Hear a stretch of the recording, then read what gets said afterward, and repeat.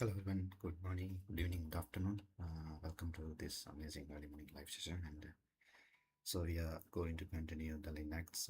Today we are plan to study user management and file management. Also VI shortcuts, VI editor shortcuts as well. And most probably we will cover almost every important concept of the Linux today. We'll see. So we will start 4:30 am as usual. If you have any question or any query, please put in the chat. I will reply. So welcome to everyone. We'll start 4:30. Thank you.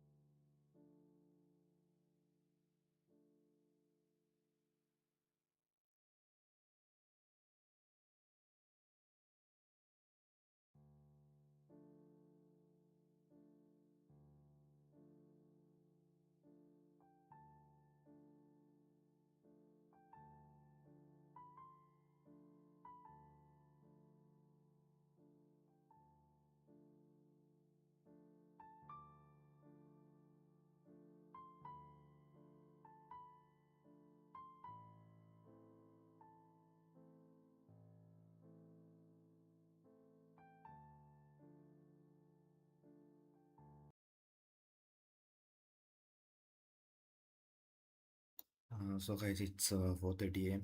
Let's start our Linux basics, and today we are going to study user management and file management. So yeah, let's start. Welcome to everyone.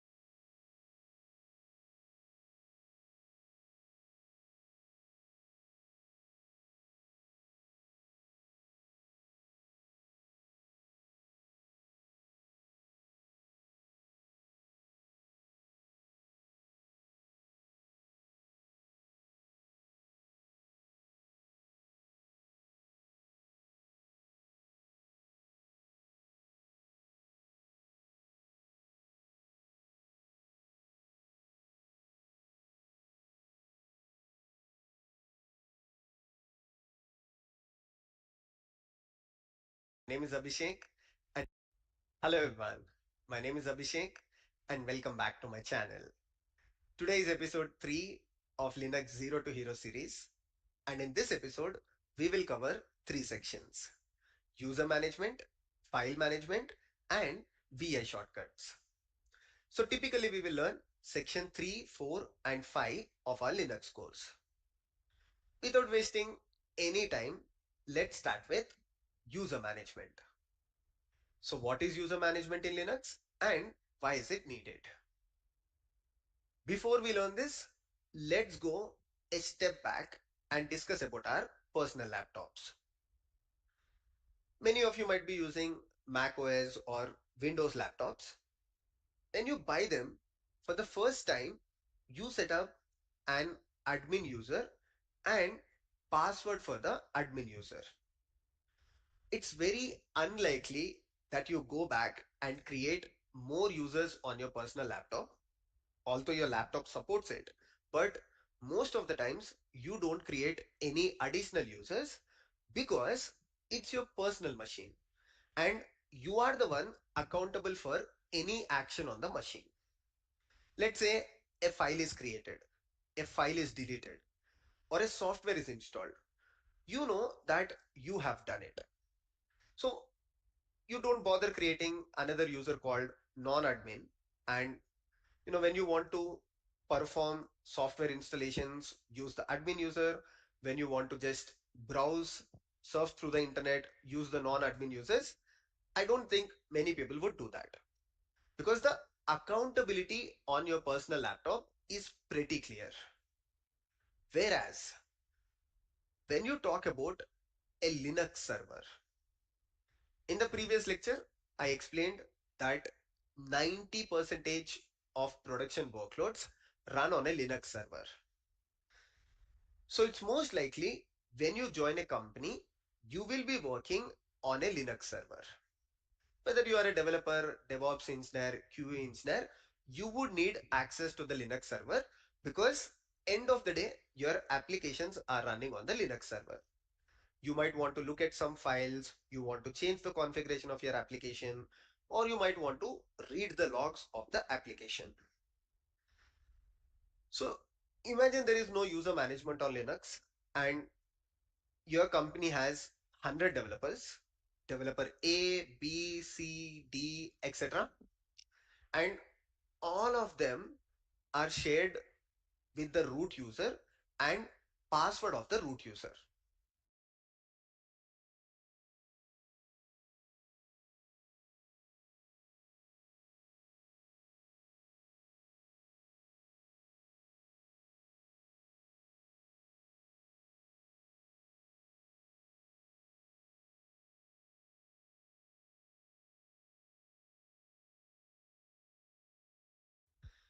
Company has to read the logs of the application. So imagine there is no user management on Linux.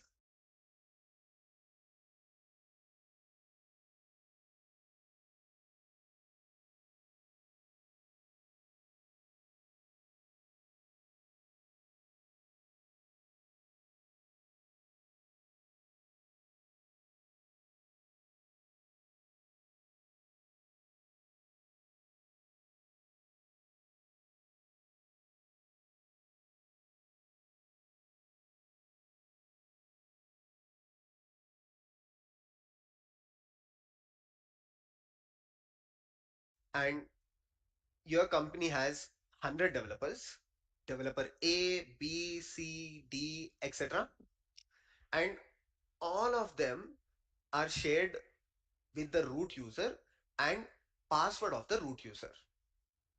In the last lecture, we learned what is root user. It's a super user with all the permissions on the machine. So if all of these developers are granted with root user and password of the root user, and unfortunately, a developer deletes file from the Linux server. Imagine this developer deleted sbin folder from the Linux server, which is system binary folder, and it has all the important binaries. So your Linux server is almost corrupt. If you know who has done this, in future you might restrict access to this user from other Linux servers, or you might flag this user as spam, right? You can take actions on the user. However, all of them are granted with the root user. So there is no way you know who has done it. So this is called as lack of accountability. And your Linux server is not at all safe when there is no user management. So to solve this problem, what administrators do as part of user management, they would create users and groups. So for every developer in the organization, every QE engineer in the organization, every DevOps in the organization, anyone who needs access to the server, whether it is 100, 1000 or any number, individual users are created to those engineers. For example, there is a engineer with name Abhishek Viramalla. So you and your Linux server is not at all safe when there is no user management. So to solve this problem, what administrators do as part of user management, they would create users and groups. So for every developer in the organization, every QE engineer in the organization, every DevOps in the organization, anyone who needs access to the server, whether it is 100, 1000 or any number, individual users are created to those engineers. For example, there is a engineer with name Abhishek Viramalla. So as Linux administrator, you would come up with a naming convention, maybe the first name of the user and the surname of the user. And as a Linux administrator, you would create a user with name A Viramalla. This is just to ensure if you just keep the username as Abhishek, tomorrow there might be another Abhishek in the organization. So to avoid that, you would come up with a nomenclature and you would create users name which are unique. And for each user, you would grant permissions depending upon what user do in the organization. For name, to avoid that, tomorrow there might be another Abhishek in the organization. So to avoid that, you would come up with a nomenclature and you would create users name which are unique. And for each user, you would grant permissions depending upon what user do in the organization. If user is a DevOps engineer, probably you would grant admin access, that is the highest privilege. If the user is developer, maybe you would restrict access to folders like sbin. If the user is a manager, probably you would just grant read access to all the files on the server. We will learn that in detail. We have a section called file permissions where I'll explain you in detail how to grant permissions to the user. In this section, we will focus on how to create the users, how to set up passwords for the user, how to log in as an individual user instead of root user. And similarly, we will learn about groups as well. So let's go ahead and see how to create users first. So for creation of users and groups, we will continue with our local Linux environment. Right? In the previous lecture, I explained you how to create a local Linux environment. Either use WSL if you're on Windows or Gopher a Docker environment if you're on Mac. Those commands are available here. If you go to section 1, you have a file called setup.md where I explain WSL, the Docker container environment. So I will use the Docker container environment for teaching you user management and group management as well. How to log into that container environment which we already created? If you haven't created, run this command. If you created, just search for Docker PS and look for the container with name Ubuntu container. Go to this ID and run docker exec -it followed by bin bash. Abhishek, I don't want to use any of this. No problem. You can just go to your favorite cloud provider and create an instance. If you don't know how to create instance, we have videos on our channel. Just go to DevOps Zero to Hero series or search for Abhishek Viramalla followed by virtual machine and you will get all the steps.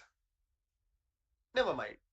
So once you run this command, you are inside the Docker Linux container environment.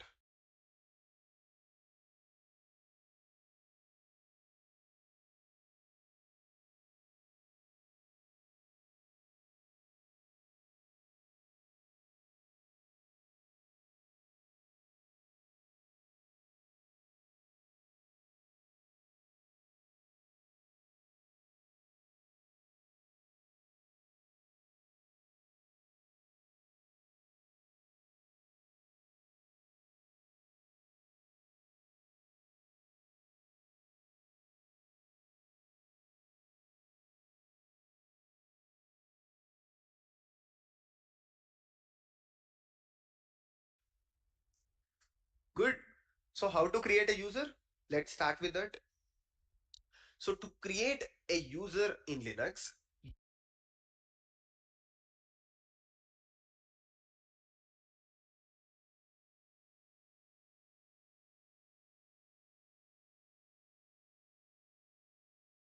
you will use this command called user add followed by name of the user. So let's use the same nomenclature A Viramalla and this will create a user called A Viramalla on my Linux machine. Abhishek, how can I check it? How can I check that a user is created successfully? So for that, there is a file in Linux which is /etc/PAWSWD. So etc is a system configuration folder. It's just like settings. Within that, there is a file called PAWSWD.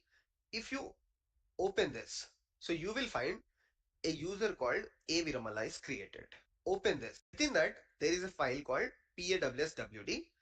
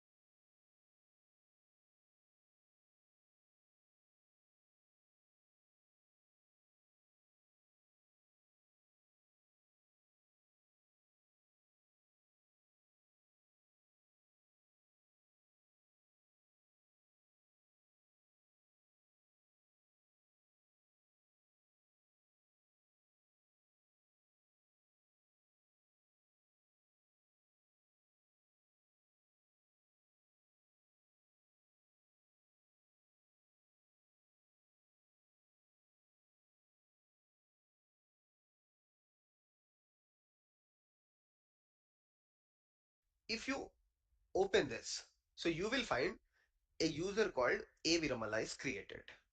So if there is an entry in this particular file, that means a user is created with that particular user. If there is an entry in this particular file, that means a user is created with that particular user.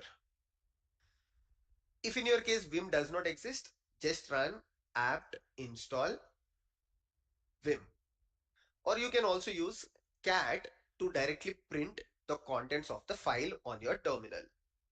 So cat /etc pawswd. Cool. So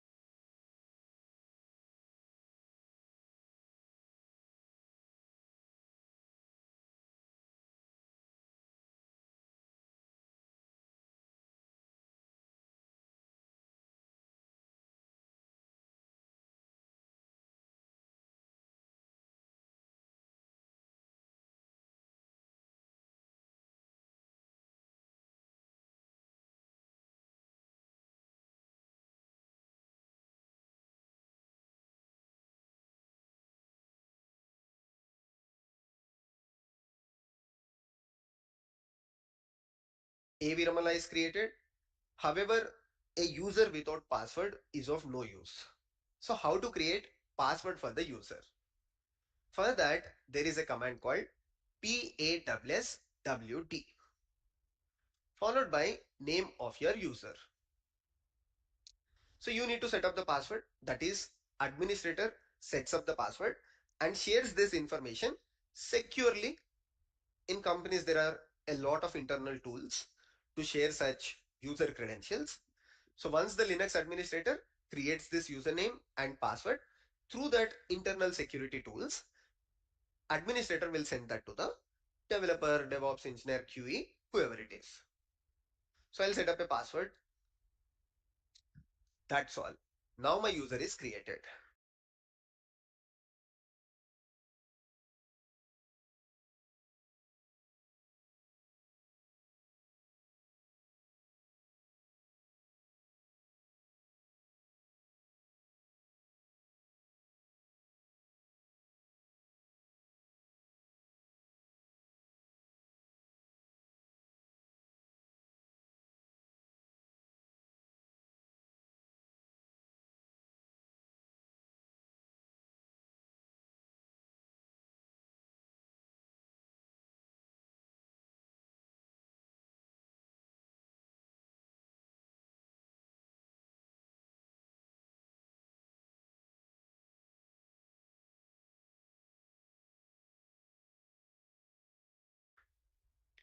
Abhishek, how can I check the password is created? So you showed how the user is created. Now I want to see if the password is created or not. You can definitely check that. There is a file. So if I just do cat to print output of the file to the terminal, followed by slash etc, followed by shadow, that is shadow. So for a Viramala user, this is the encrypted password. Abhishek, can I decrypt this password? So it is a very important interview question as well. Decrypt this. This is the output of the file to the terminal, followed by slash etc, followed by shadow.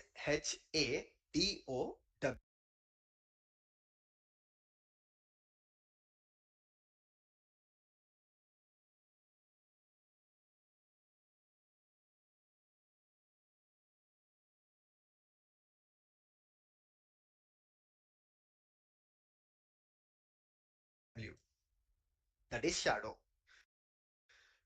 So for a Viramala user, this is the encrypted password. Abhishek, can I decrypt this password?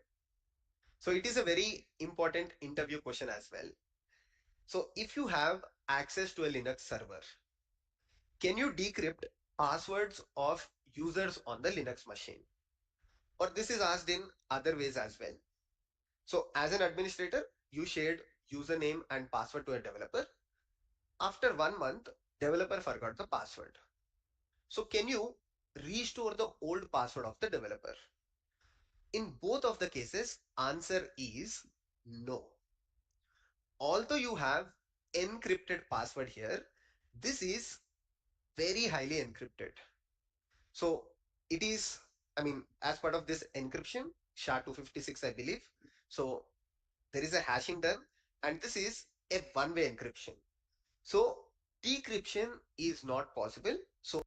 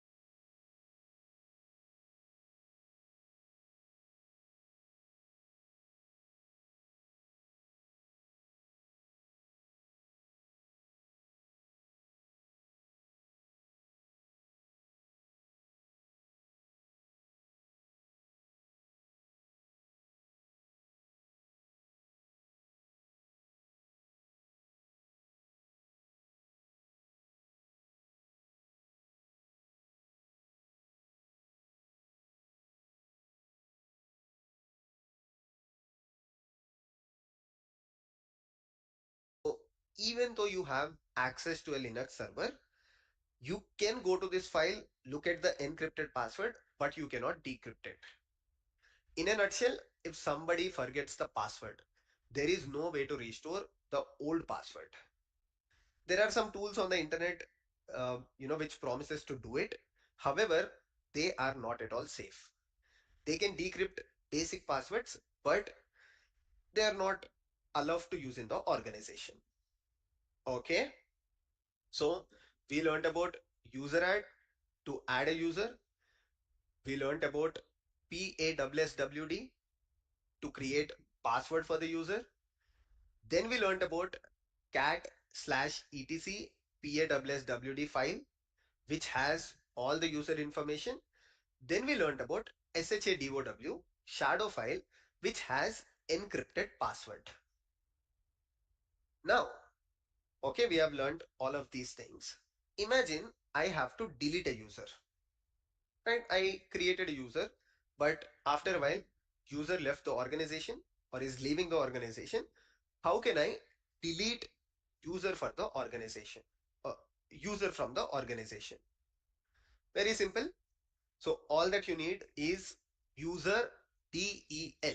That is user delete followed by name of the user. That's it.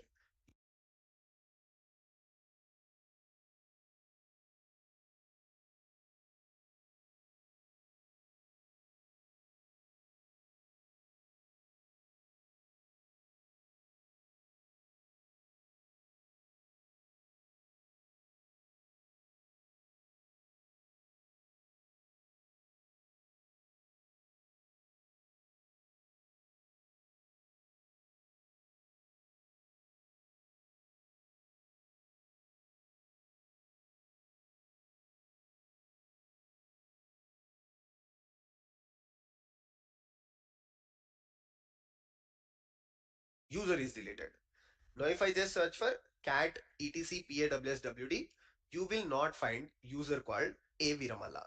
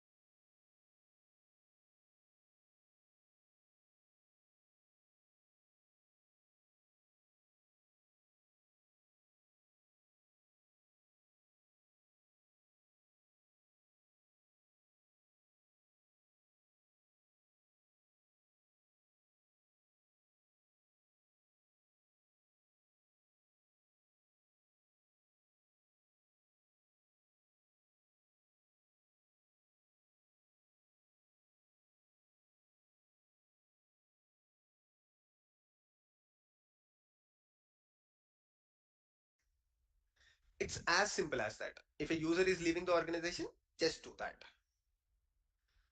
Okay. Now, Abhishek, you have created a user with user add, but details of the user are not saved, right? Sometimes you want to take the details of the user. For example, what is the full name of the user, to which group this user belongs to, and you also want to create a home directory for the user. When I did user add A Viramala, right? Although user is created, but if I just look at ls slash home, you will see there is no folder for A Viramala. There is folder for Ubuntu, there is folder for other users that I have created in the past, but for A Viramala, there is no home directory.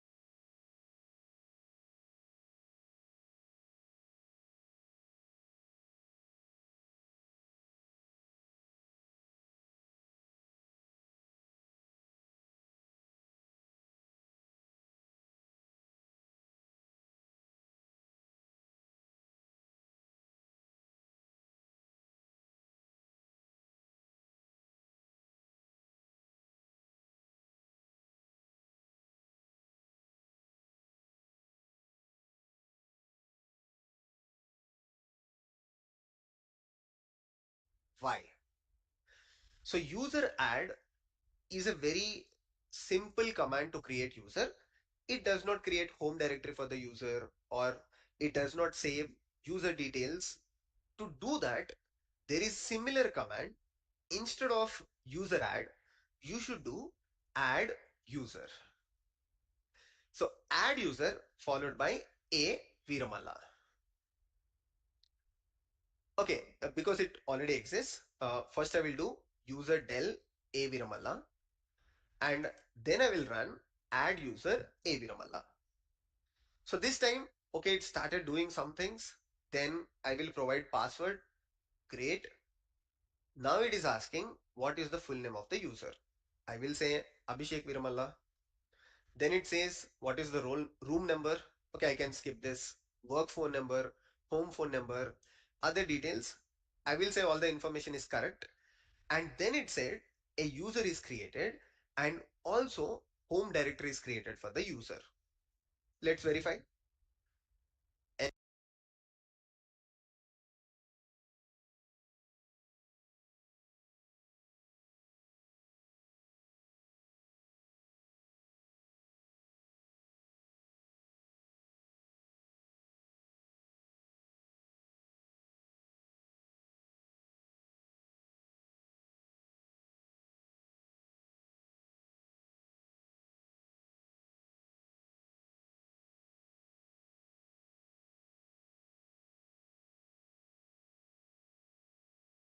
Let's add user del user add.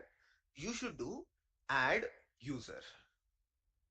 So add user followed by a Viramalla. Okay.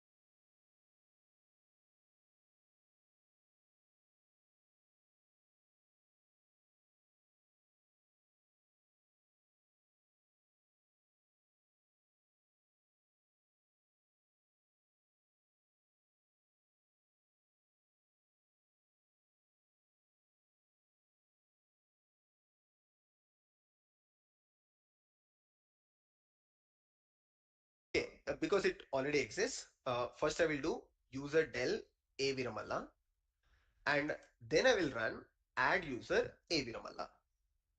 So this time, okay, it started doing some things. Then I will provide password. Great. Now it is asking what is the full name of the user. I will say Abhishek Viramalla. Then it says what is the room number. Okay, I can skip this. Work phone number, home phone number, other details. I will say all the information is correct. And then it said a user is created and also home directory is created for the user. Let's verify. ls/home. Perfect. A Viramala now has a home directory as well. Okay.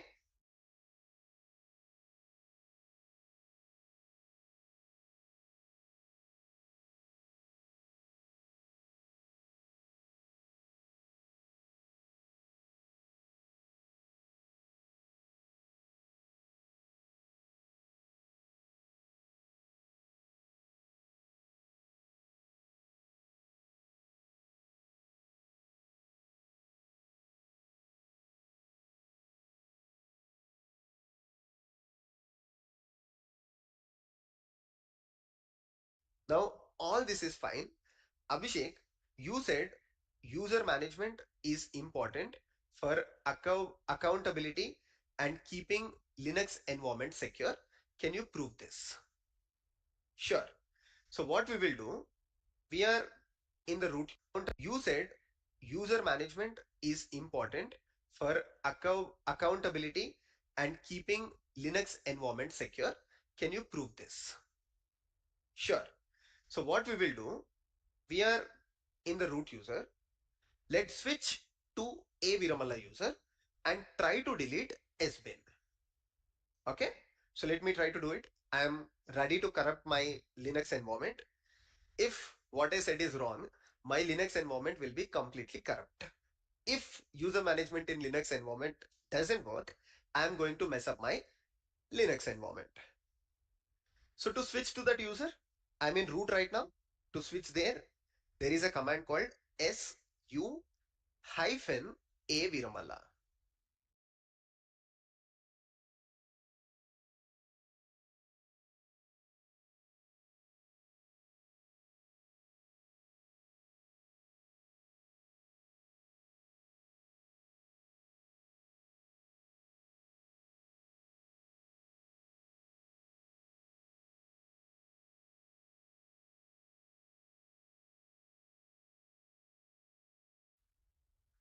Okay, so you can see from root I went to a Viramala at the rate Ubuntu dev.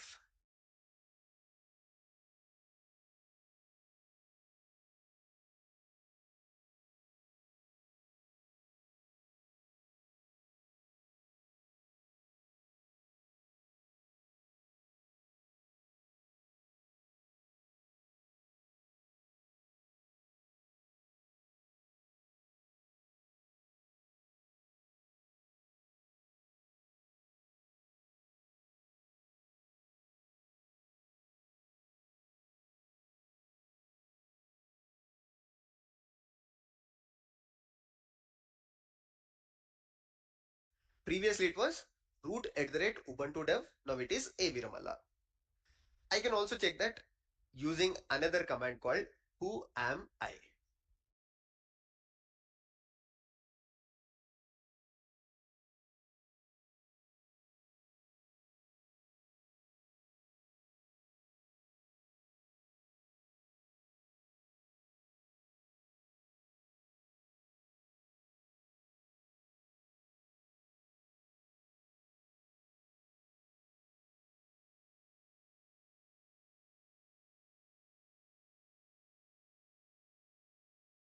Don't get confused with the commands. Abhishek, you are using so many commands. It's okay. With practice, you will also learn it. And I'm intentionally trying to put these commands in place in order so that you will never forget them. I'm randomly not using switch user. I'm randomly not using who am I. This is a very simple command. I could have thought this on day one as well. But the best place for teaching this command is right now. That's why I explained it at this point. Okay, going back. Now I'm going to risk it rm-rf, that is to delete a folder slash sbin. You can see that's why I explained it at this point. Okay, going back. Now I'm going to risk it rm-rf, that is to delete a folder slash sbin.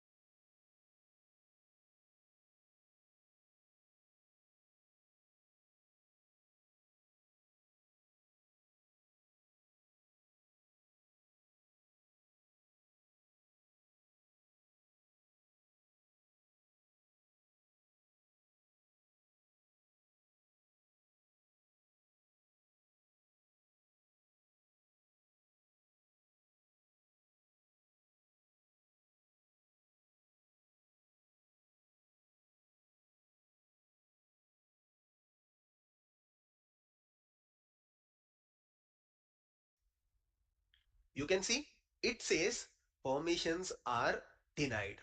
That is the power of user management in Linux.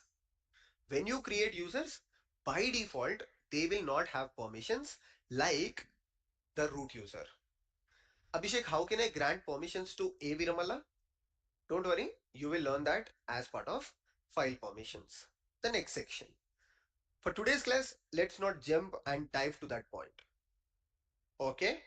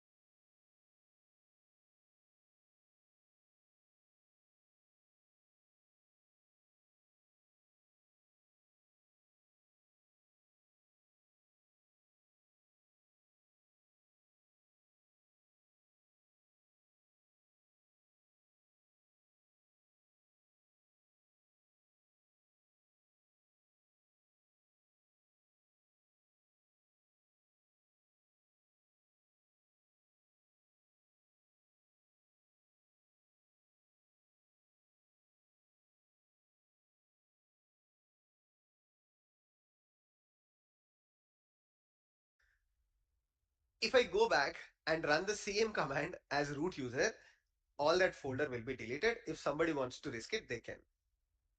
Okay? Perfect.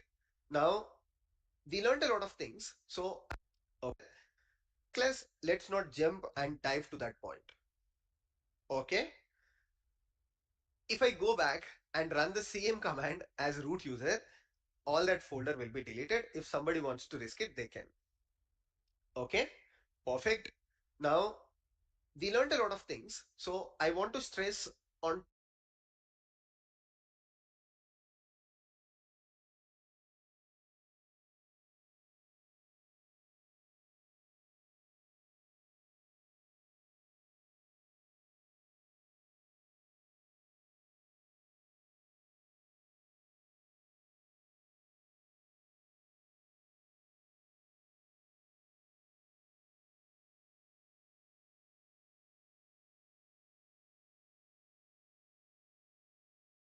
two things. Two to risk the point. Okay. If I go back and run the same command as root user, all that folder will be deleted. If somebody wants to risk it, they can. Okay. Perfect. Now we learned a lot of things. So I want to stress on two things. Two important interview questions. One, what is the difference between user add and add user? Both of these commands does the same thing. However, add user creates home directory for a Viramala. It also takes a lot of user information. Whereas user add is a quick way of creating the users where it does not prompt for details. It does not ask user full name, or it does not even create the home directory.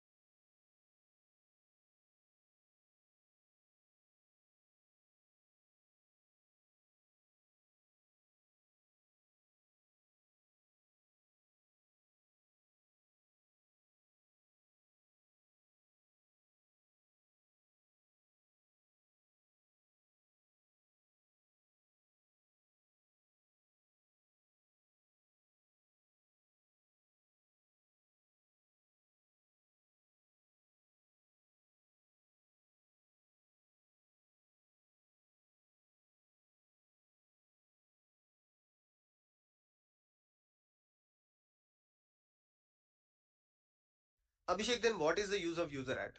Because add user looks to be more powerful. Very simple. User add is very useful when you are writing scripts. So when you are writing scripts,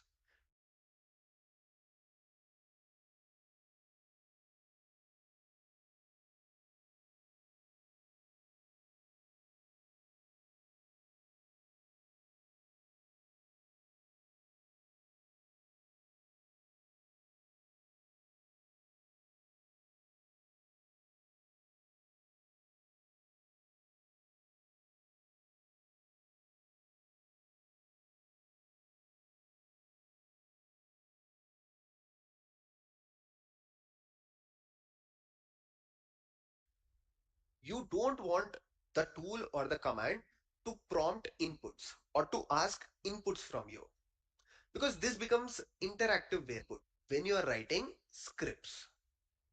So when you are writing scripts, you don't want the tool or the command to prompt inputs or to ask inputs from you, because this becomes interactive right?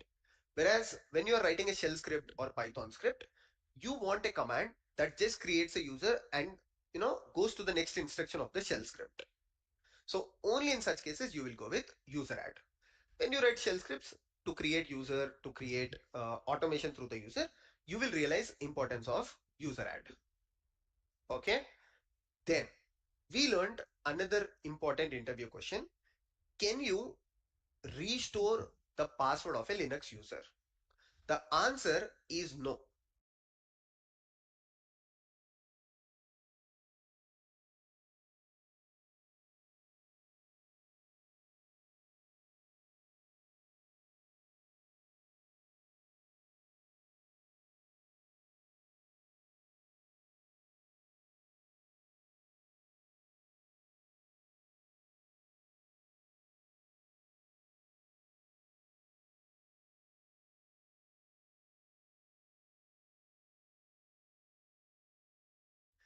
If a Linux user forgets the password and if the password is not stored either in a file or in LDAP or maybe in SSO of the organization, there is no way to restore the password.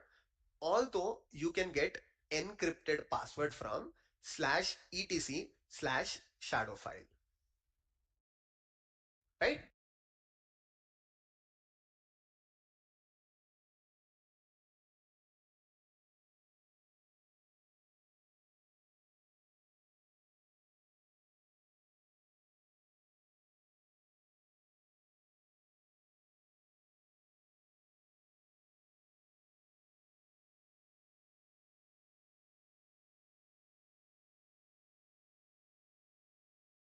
These are important interview questions. I would highly recommend at this point of user management, like once you complete watching today's video, just go back and thoroughly read the README file. Because in README file, I have few commands more which I have not explained during the lecture. Because it's quite obvious, I might have missed few things. If you go through this document, you will learn those important commands as well. For example, when you create password for the user, let's say as an organization you have a complaints that every 90 days password has to be changed.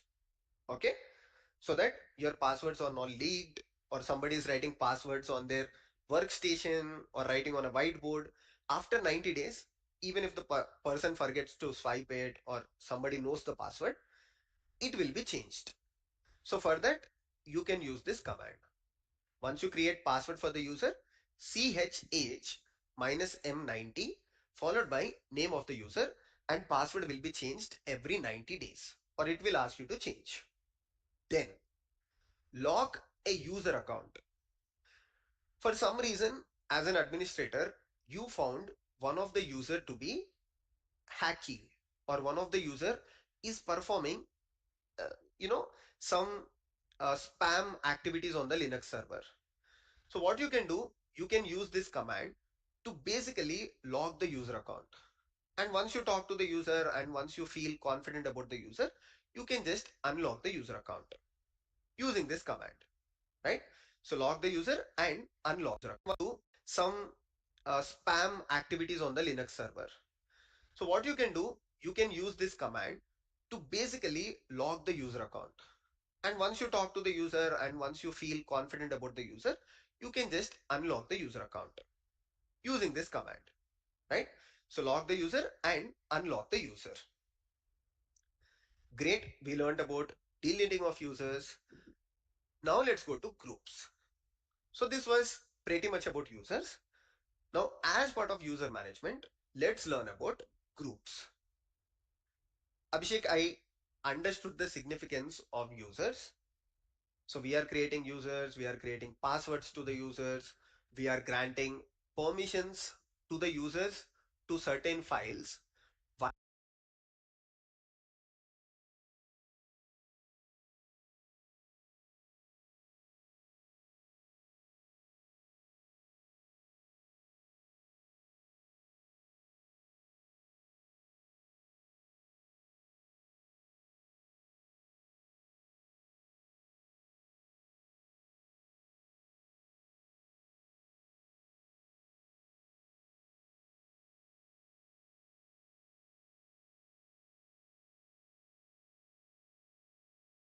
Why do we need?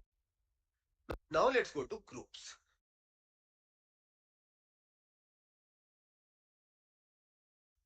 So this was pretty much about users. Now as part of user management, let's learn about groups. Abhishek, I understood the significance of users.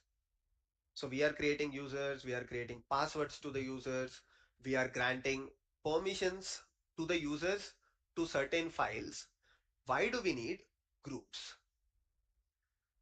Very simple.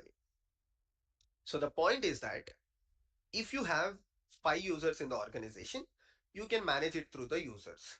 Imagine you have 10 users, even then it's fine.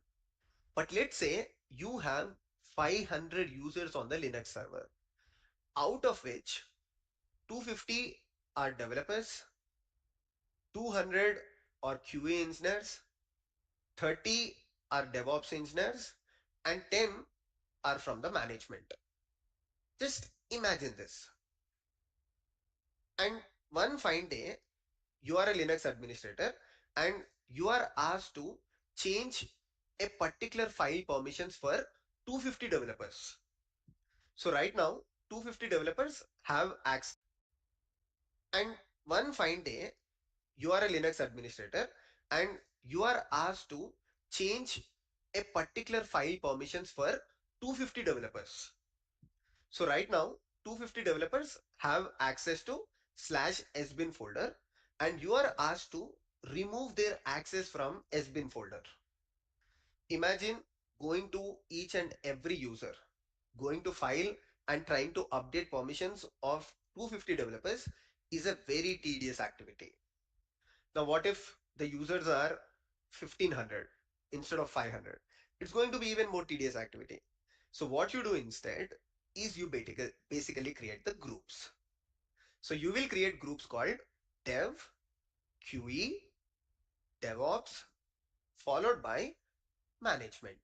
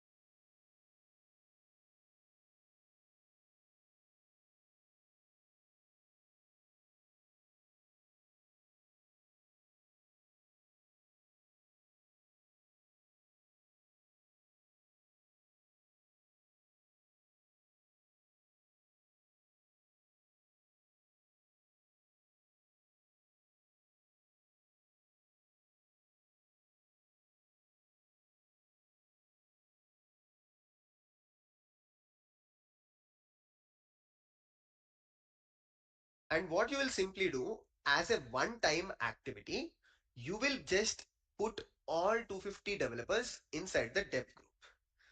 Now, if you get such request, all the developers should be revoked access to slash sbin folder. Instead of doing that at user level, you will just go to the group and you will modify the permissions of the group. When you do this, directly or indirectly, all the developers within the group will be modified the access. That's it. So groups are basically useful for the same reason. At user level, as the number of users grow, managing permissions is going to be difficult.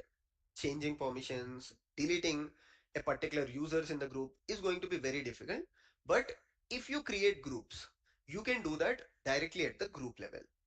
It's one-time activity to put users in the group. Abhishek, can you show this to me? Why not? Let's go back to our Linux environment. First, let's learn how to create a group. Group add, just like user add, group add followed by, I'll call this group as DevOps. Abhishek, is the group created? Let's check cat slash etc slash group. So you will find a new group called as DevOps etc slash group.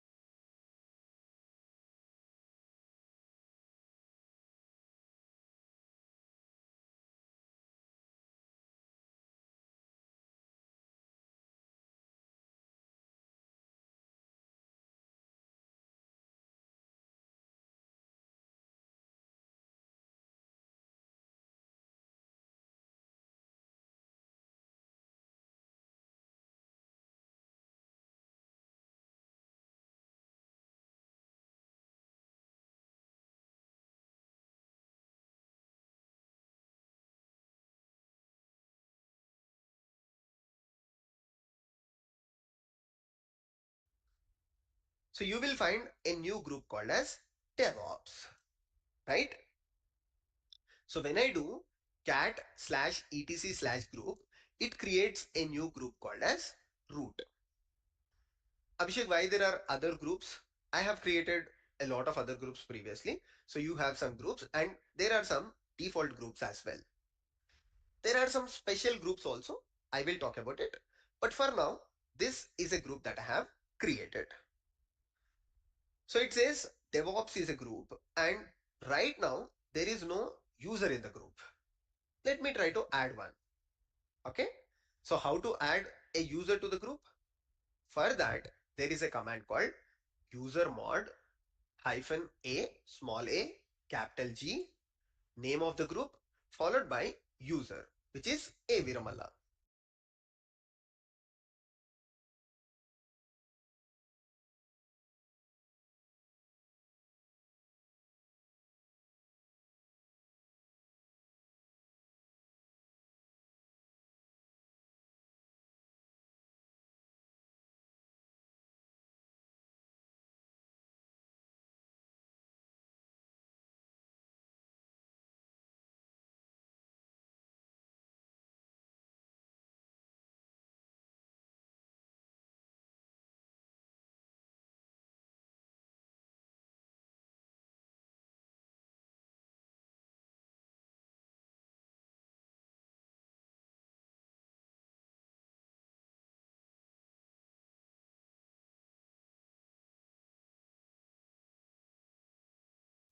That's it.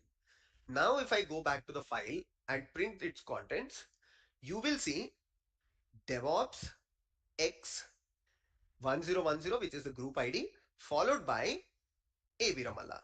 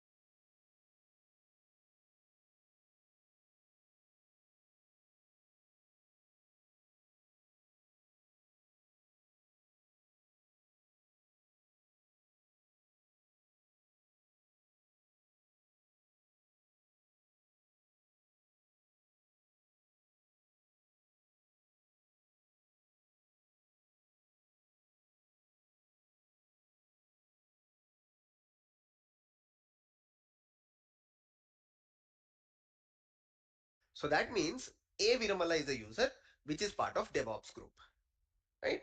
Similarly, I can add 100 users, I can add 1000 users at part of a single group. When I change permissions of this particular group, the permissions of all the users will be changed. Perfect. So we learned how to create group using group add. Then we learned about cat slash etc slash group file to list out the groups.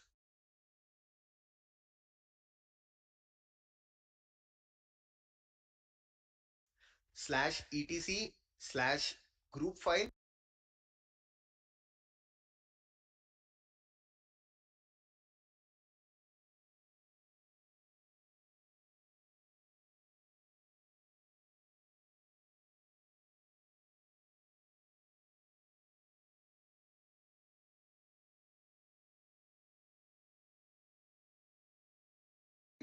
to list out the groups. And then we learned how to add user to a group using user mod hyphen small a capital G followed by name of the group and username.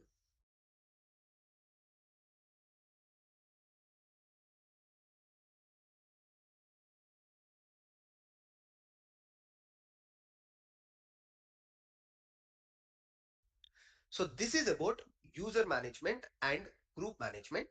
But how does this entire thing work in real time?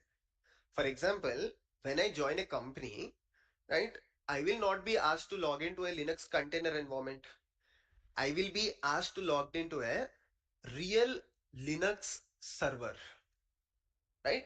Or on cloud platforms like Linux, I will be asked to log into a real Linux server,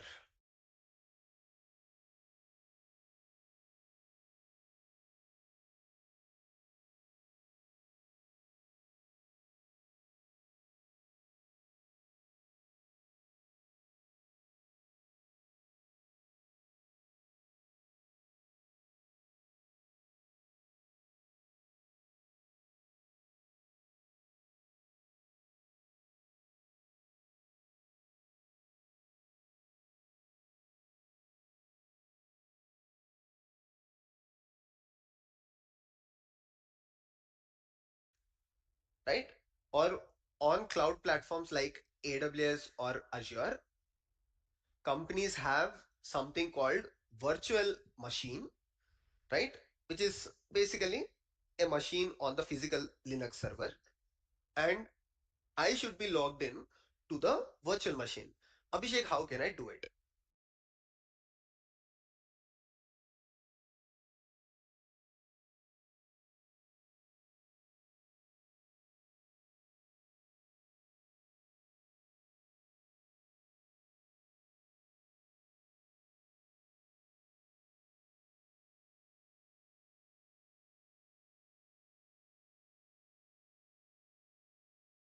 Very simple.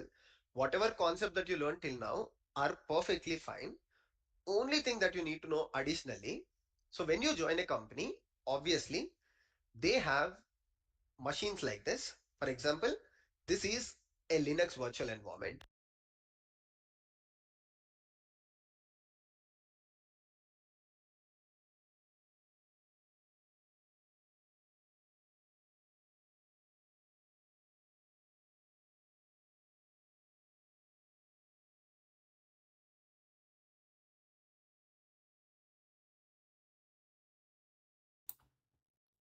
So guys, I completed my first block and I hope you guys see and the particular section I covered today is a user management I actually mentioned. So in user management, especially like how to create a users and there are two type of commands. For example, user add and add user.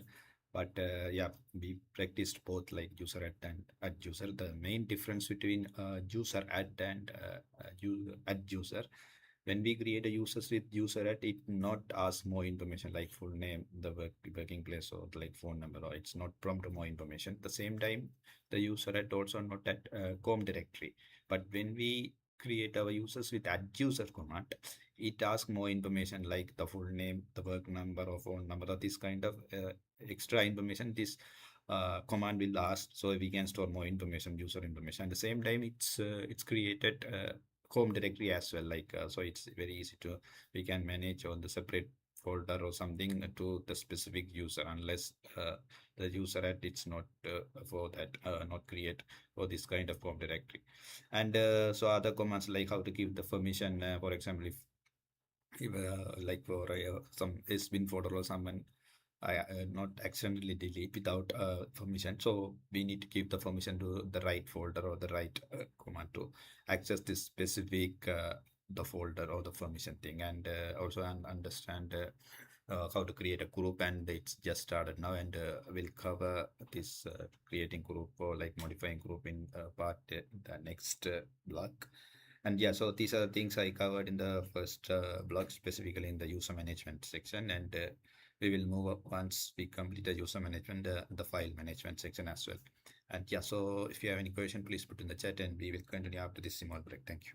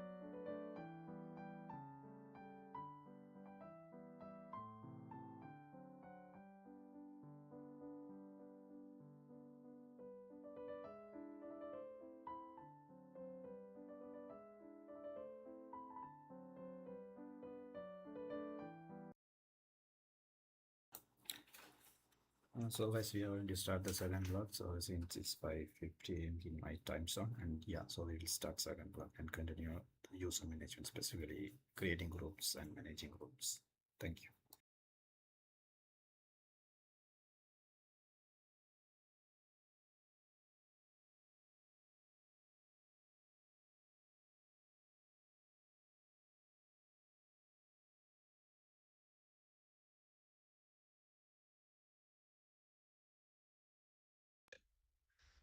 So your manager or your only thing that you need to know additionally.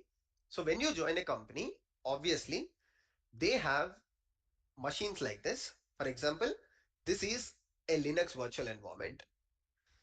So your manager or your DevOps engineer, whoever responsible for it, server admin, they will provide you this IP address and they will provide you your DevOps a Linux virtual environment.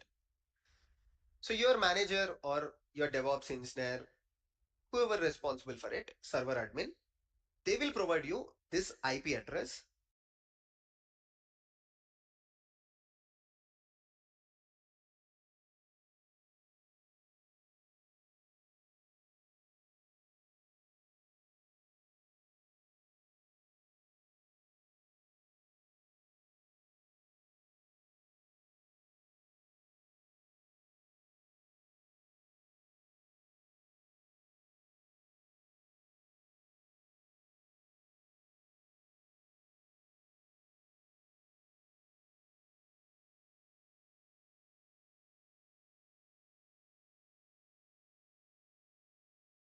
and they will provide you a username and the password.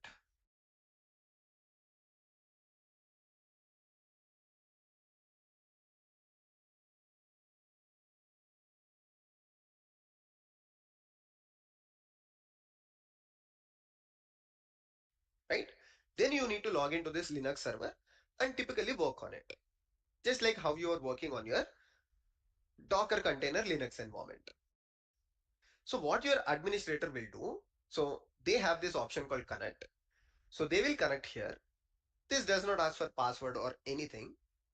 So just like how we were creating on the Linux root environment or Docker environment, they will create a user called user add a Viramalla. Permission denied. So because I am in the Ubuntu user, let me switch to root user. To switch to root user from Ubuntu, you will use the command sudo su hyphen. I'll tell you what is sudo. For now, ignore it. Once you are here, user sudo su hyphen. I'll tell you what is sudo. For now, ignore it. Once you are here, user add a Viramalla, PAWSWD, a Viramalla. Okay, let me create one dummy password. Now, what the Linux administrator will do? So, Linux administrator or sysadmin will send you the IP address, will send you username, and will send you password. So, they will send this in an encrypted way. Okay, through a internal tool, you will get an email probably saying that, hey, this is the IP address, this is the username, click on this to get password. And once you copy it, the password will vanish. Something like that. Now to connect to this Linux environment, what you need is something called as SSH client.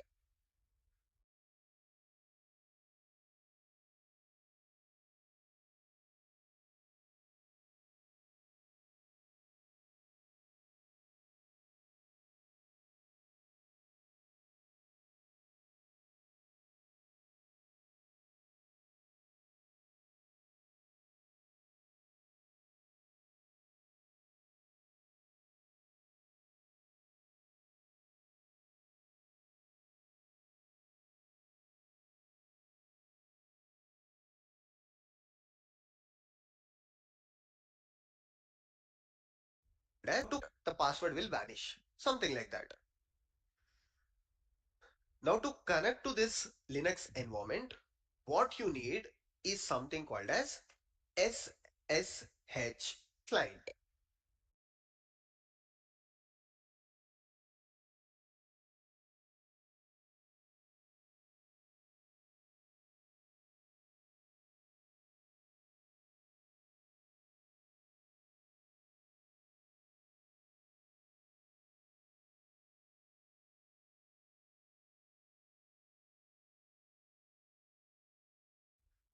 So we will learn a new topic at this point. And this topic is SSH. Very, very simple topic in Linux. So every Linux environment. So whenever you create a Linux server, out of the box on the Linux server, there is a process that is running, which is SSHD. Okay. So on the Linux server, there is a process that is running, which is called as SSHD. And this process will allow you to log into the Linux server. How? On your personal laptop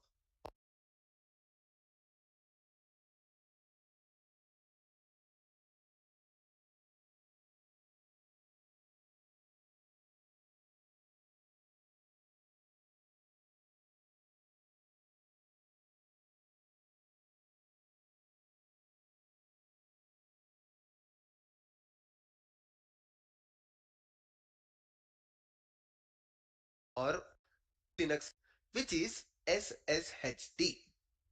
Okay. So on the Linux server, there is a process that is running, which is called as SSHD.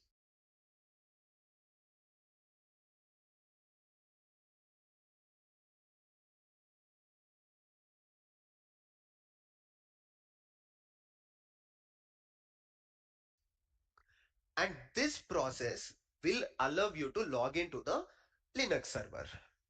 How? On your personal laptop or on your office laptop, because you are working for a company, you have an office laptop environment. On this, you install something called as SSH client. So when you install office laptop environment, on this, you install something called as SSH client.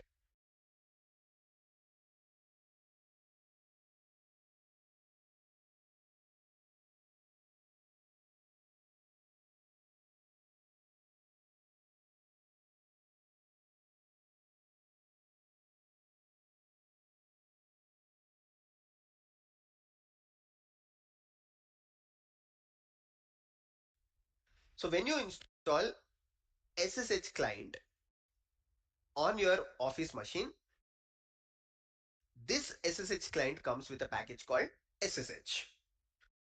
So you might be thinking it is very complicated. No, it is just a one single step and one single command. Once you learn it, you will feel that, oh, it's super simple. But it's worth understanding the concept. That's why I'm explaining it. So by default, a Linux server has a process running called SSHD. On your personal laptop, you will install SSH client, which will install SSH on your machine, and you will take this SSH client, run a single command with which you will connect to the Linux server.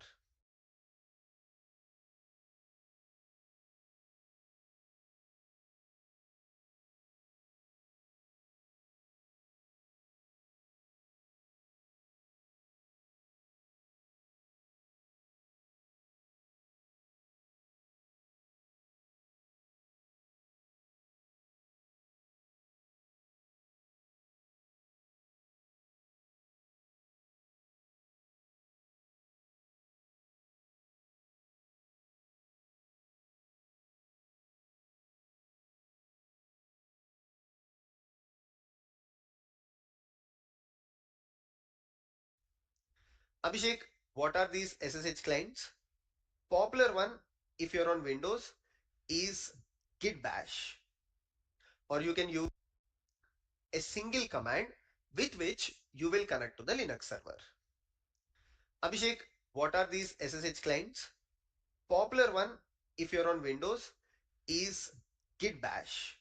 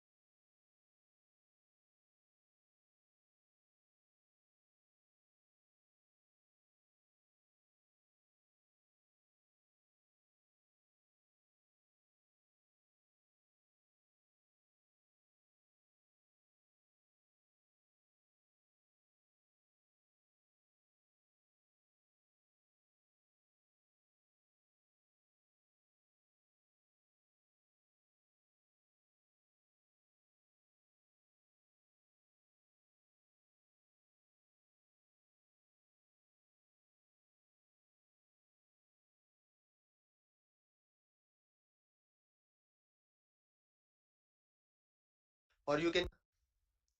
Abhishek, what are these SSH clients?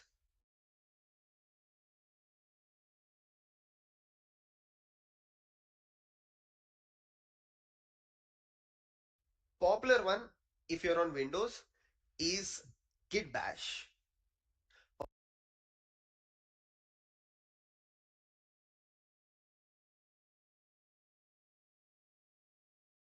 or you can use WSL as well, but Git Bash is very powerful. If you're on Mac, you can use Terminal of Mac.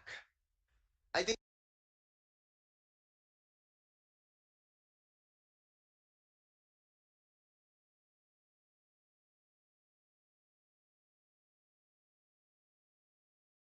on Mac you will get it out of the box. If you don't get it, just go to internet and search for iTerm2.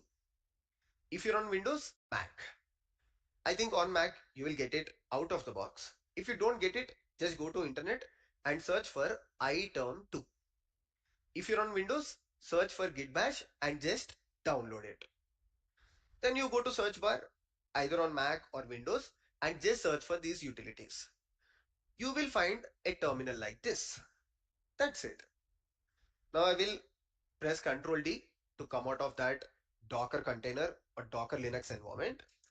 And to log into this Linux machine, as I told you, on the SSH client, this is my SSH client, I will run the command SSH followed by the user that was given to me, A Viramalla, at the rate the IP address of the instance. Okay, enter. It asks you for the password. Just provide the password that is shared by the administrator, and now you are inside the Linux environment. By that, the user that was given to me, A Viramalla, at the rate the IP address of the instance. Okay, enter. It asks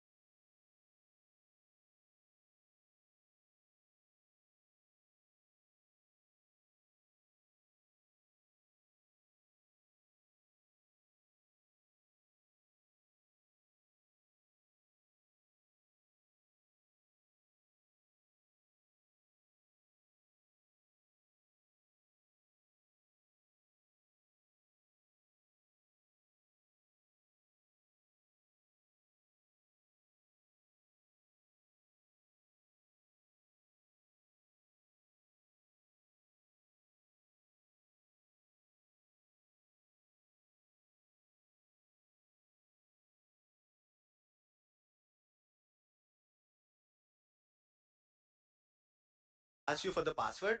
Just provide the password that is shared by the administrator, and now you are inside the Linux environment.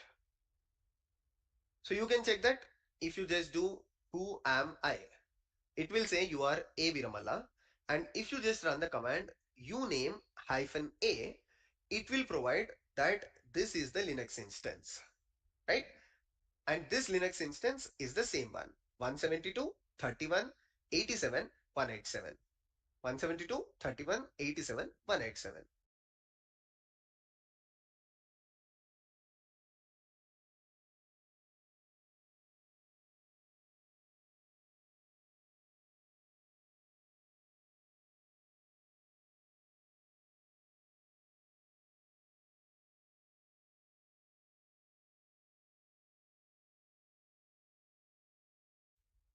So it is so simple to connect to any Linux server once you have the user credentials. Control D to come out of it, and just to show you the command one more time. SSH A Viramalla @IP address.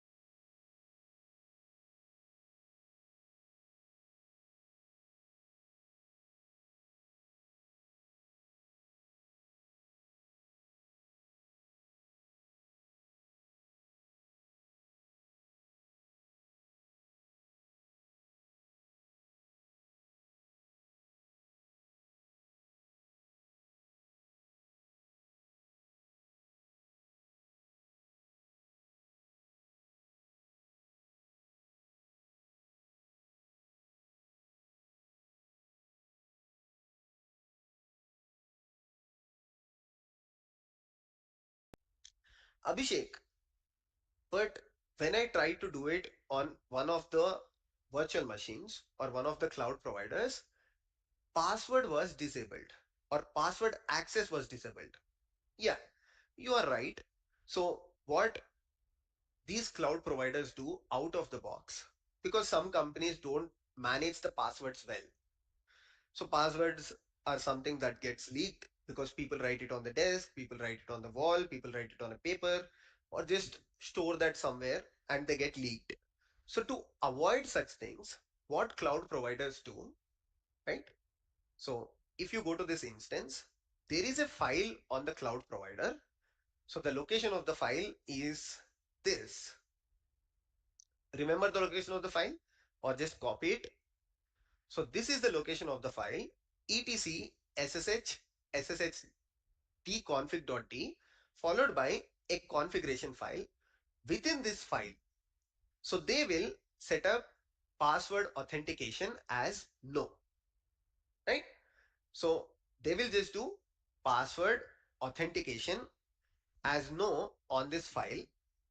So I'll just try to cat the file to show you. See, password authentication is set as yes. By default, this password authentication will be set to no. Just for the demo purpose, I already logged into the instance before and I changed password authentication as yes. That's why we were able to log in with the password. But these cloud providers by default disable it. If you're working in your company, your administrator can enable it, disable it. It totally depends upon your organizational compliance standard, right? Abhishek, how did you do it? Just I went to this file, I changed password authentication from yes to no, and I ran this command called systemctl restart ssh. If you're on Ubuntu user, you need sudo. If you're on root, you don't need it. Just run systemctl restart ssh process.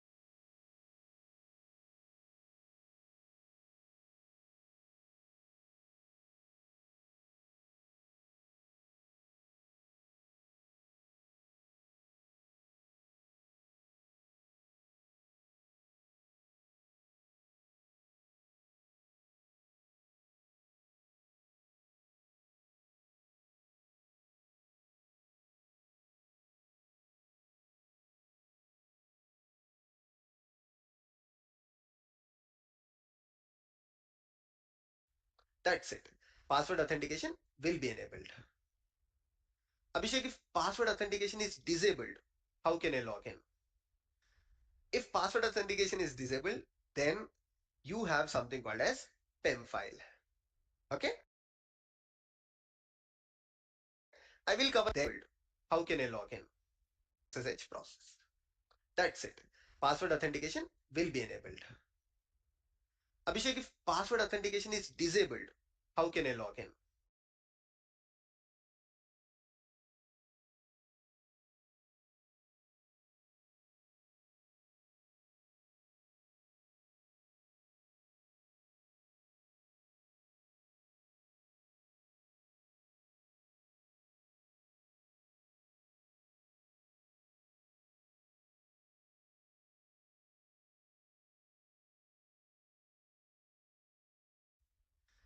If password authentication is disabled, then you have something called as PEM file.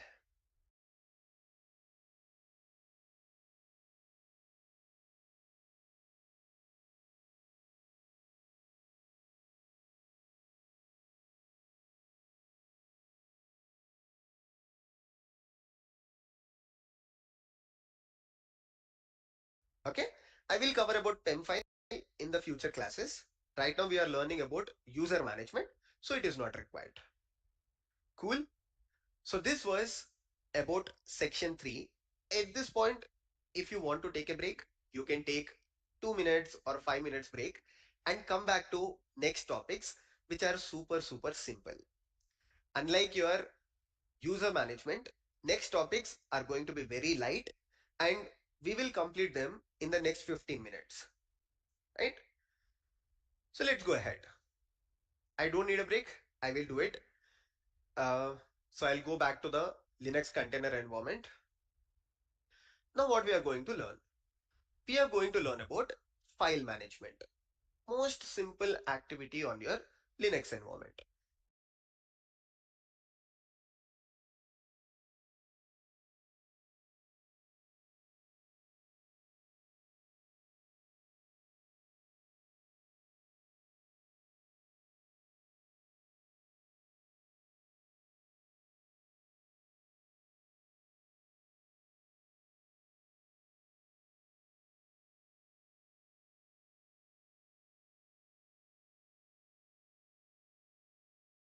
First, now what we are going to learn?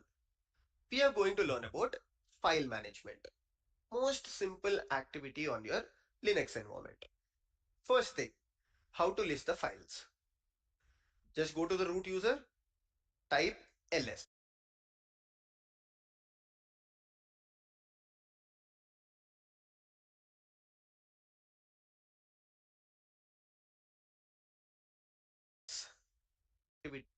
We are going to learn about file management. Most simple activity on your Linux environment. First thing, how to list the files. Just go to the root user, type ls. These are all the files and folders on this particular location.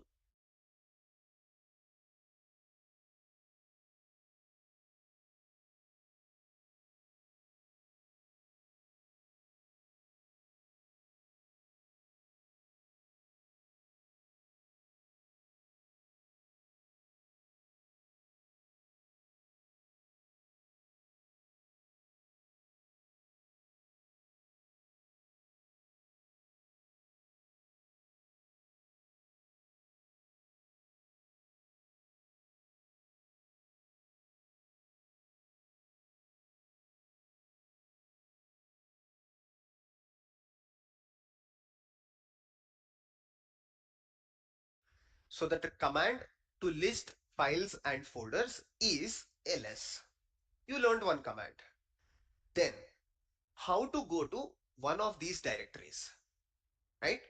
We learned how to list the folders and files. Now I want to go to one of these folders. For that, the command is change directory, which is cd. cd, that is change directory, tmp. Now I'm inside the tmp directory. Again, I can do ls to see if there are any files. There is a folder called abhi.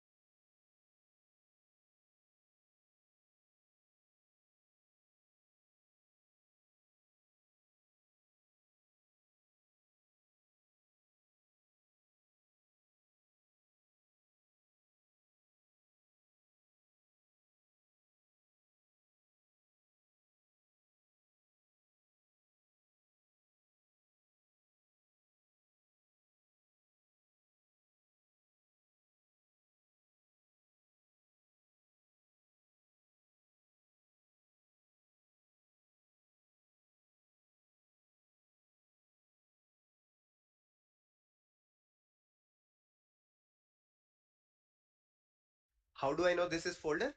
Looking at the color. Okay. So There is a folder called Abhi. I can just go into it, CB Abhi. So I went into this folder. Again, if I do ls, I can see if there are any files. There are no files. Cool. Abhishek, how can I come back?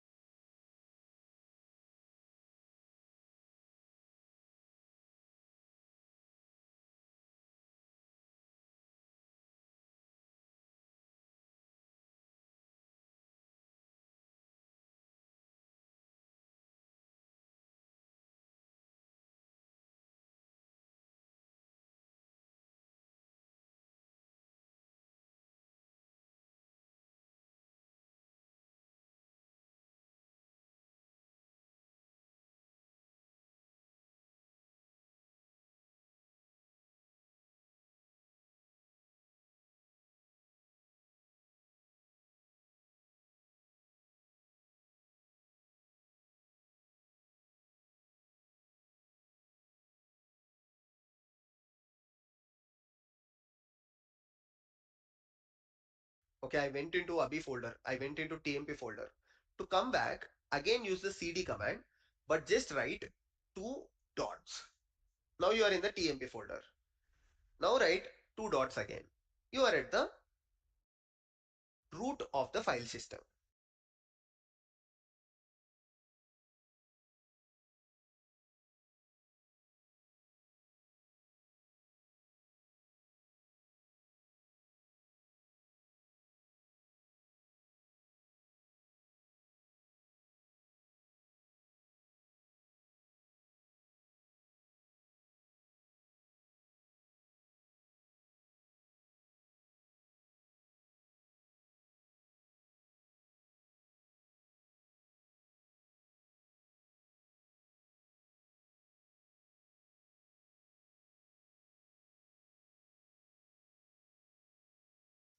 Right? We learned about this particular thing. What is path? Slash means root of the file system. Okay. We learned about ls. We learned about cd. Now, Abhishek, imagine I don't have this and I want to see in which directory I'm in. Right? I went into TMP folder, but I'm slightly confused which folder I'm in. You can use a command called pwd, which is present working directory.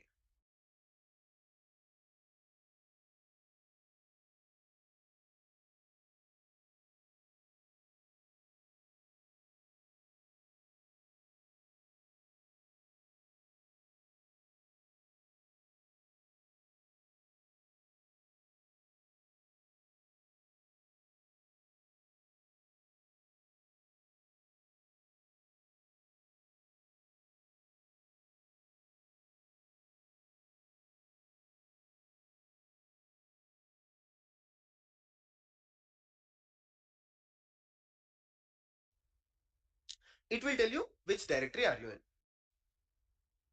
Okay, let me stay in CMD or the temporary directory itself, and let's learn how to create a new folder in it. To create a new folder in Linux, we call it as directory. The command is mk, that is make dir directory. Let me create directory called Viramala.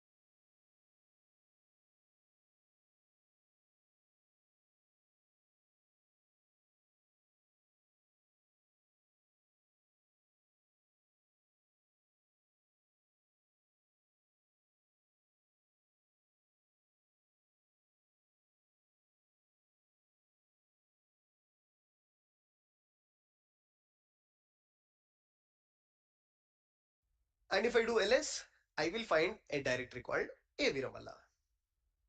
As simple as it. So we learned how to list files, how to check the working directory, how to create, how to go back. Now, Abhishek, I want to delete this directory. I accidentally created it. How to delete it? RMDIR followed by name of the directory.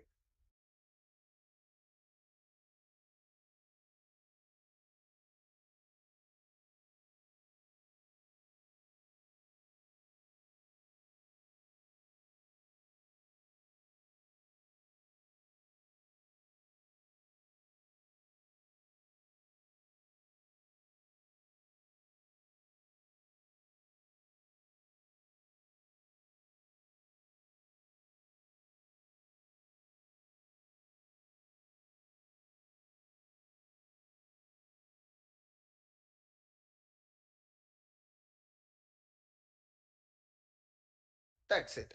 If I do ls now, you will not find the directory. Abhishek, instead of directory, I want to delete file. So to delete file, first let's learn how to create a file. The MDIR followed by name of the directory. That's it. If I do ls now, you will not find the directory. Abhishek, instead of directory, I want to delete file. So to delete file, first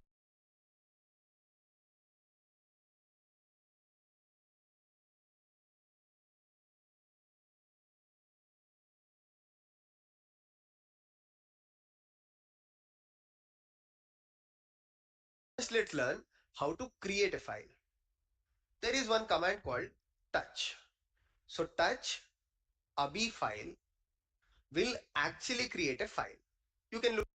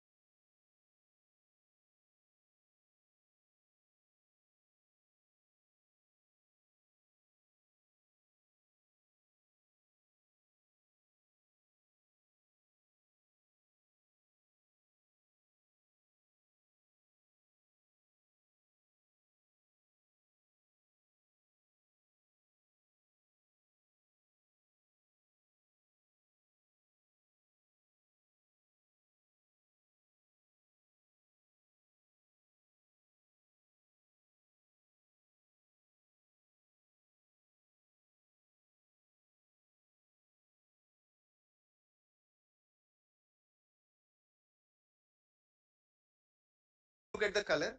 This color is for folder and this color is for file. It depends on your terminal. Some terminals don't support it. My terminal supports, so it's easy for me.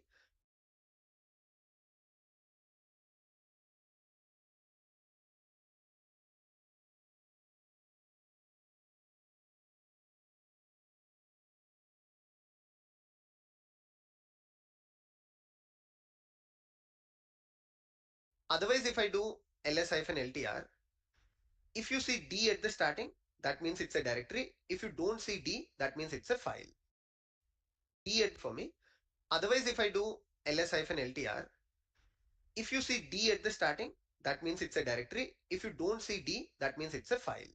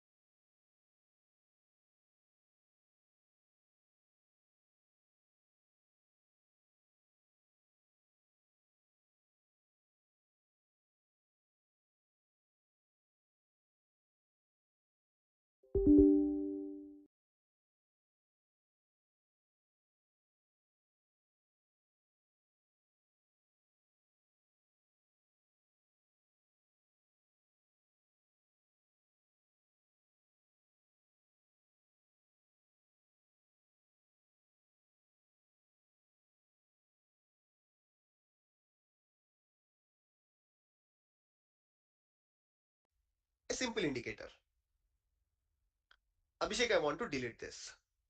For removing a directory, we used rmdir, but for removing a file, we can just use rm followed by abi file. Ls, you will not find abi file. Abi file.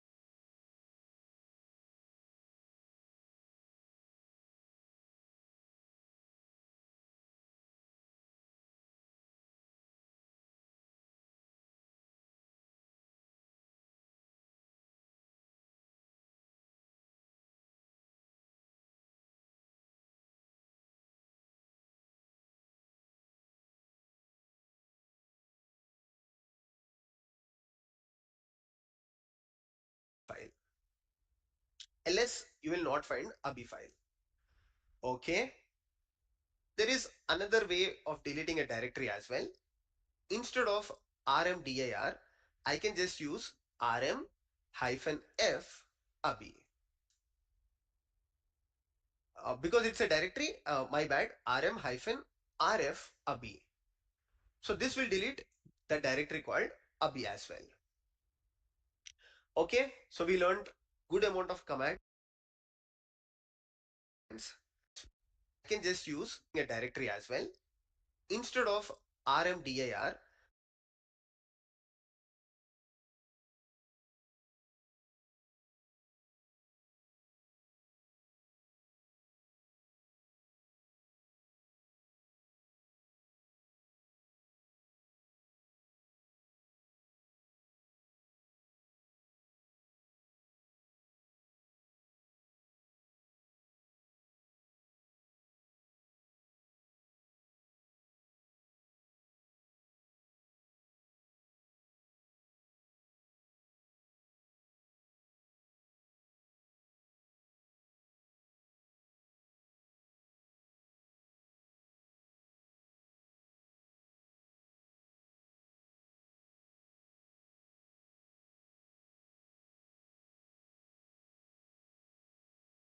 I can just use rm-f abi.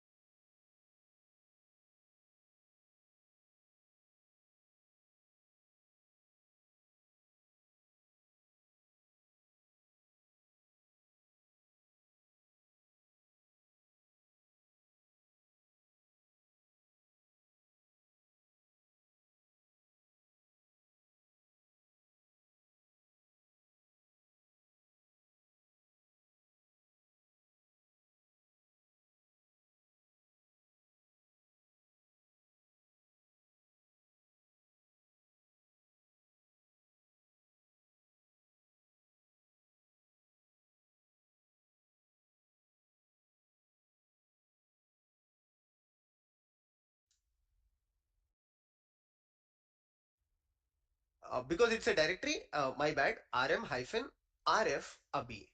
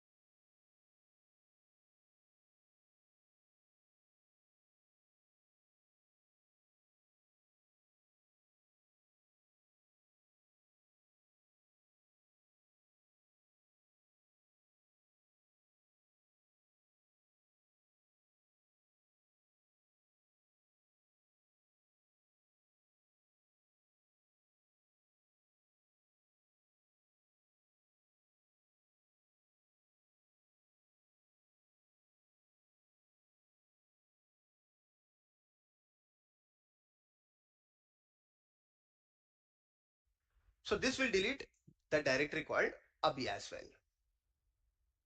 Okay, so we learned good amount of commands. Finally, let's learn few things related to the files. One thing, how to copy the files. Abhishek, I have one file here. Let's create one. Touch abhi.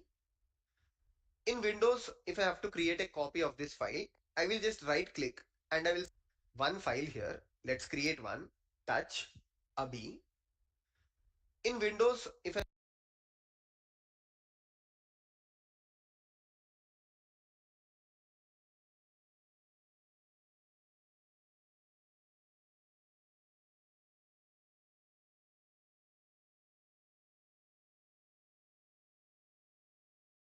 have to create a copy of this file, I will just right click and I will say create a copy of it.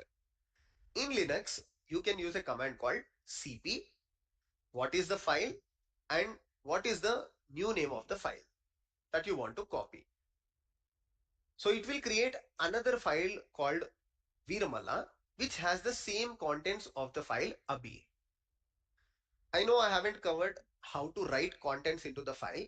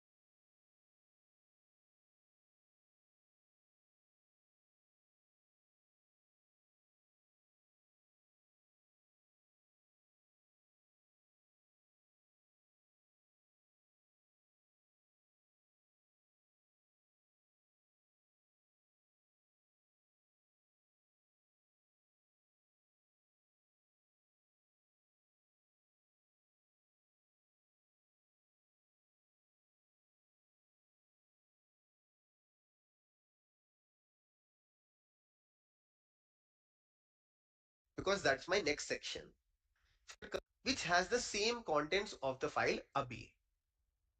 I know I haven't covered how to write contents into the file because that's my next section. For now, I'm dealing with empty files itself. So I have an empty file called abhi and I created a duplicate or a copy of that empty file with name Viramala. Okay, so you know how to delete these files. Just do rm and the file is deleted. But instead of creating a duplicate, what I want to do is just rename this file, right? Instead of abhi, I want to rename this file to Viramala. So first let me remove this rm Viramala. If I do ls, that is gone.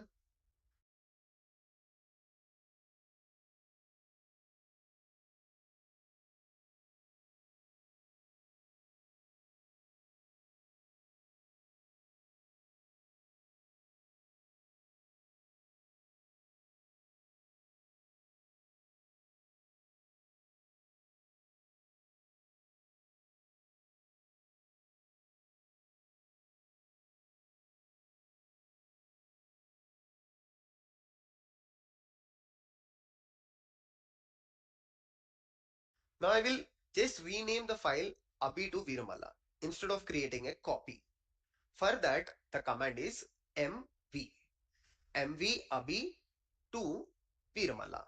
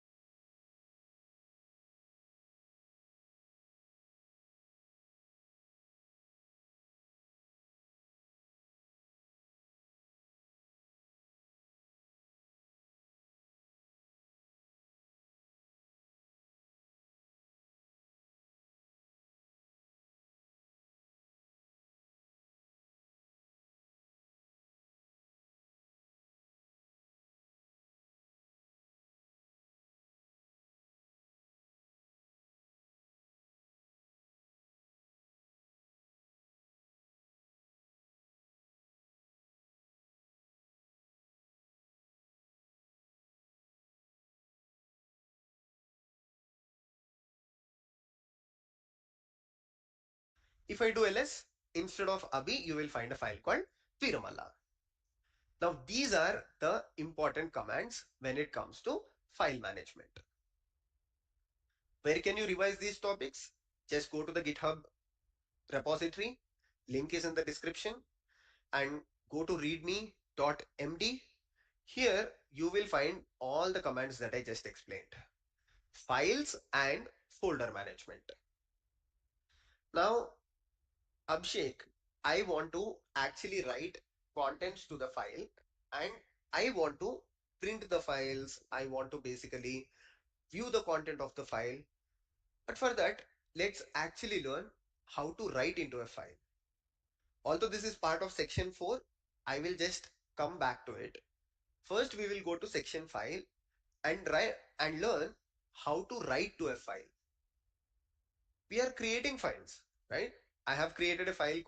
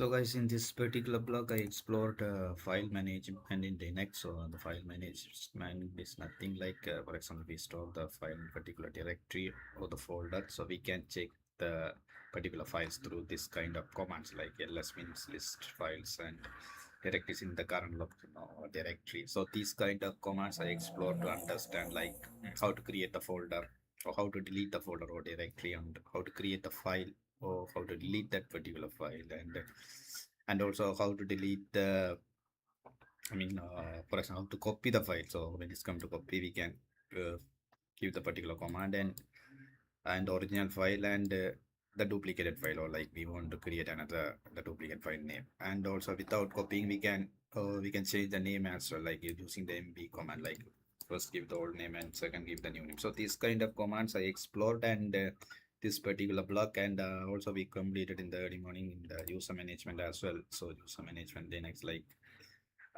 creating user, changing the password, or like why we can't change the password, or like we can't restore the password in this Linux environment. So these kind of things we explored. Also on the difference between like user and add user commands. When it's come to add user, add user is allowed to create a home directory and it's give prompt more information when creating the user, like full name or like phone number, like the extra details. But when it's come to be used user at, it's not give much information, or like even it's not store or it's not maintain the specific folder in the home directory when we create a user using the user at. So that's the main difference. So that user command and the user at command. So these kind of commands I already explored, like how to change the password, how to delete the password, this kind of explored. So tomorrow we are continuing with the VI shortcuts. So the Vim editor, like it's kind of the notepad in the Windows. Like for example, you took the Windows operating system, the file explorer, you explore the directory, what are the files or subdirectory you have inside the folder. But when it's come to VI editor, it's kind of notepad, or you can edit open particular files and edit or change or modify the words and sentence. It's kind of thing. So that is the exact same thing. Do this Vim editor or VI editor. So we will learn tomorrow morning these shortcuts, and we will explore and this kind of thing and move to another topic like file permission or like process management. And let's see how we'll progress tomorrow morning.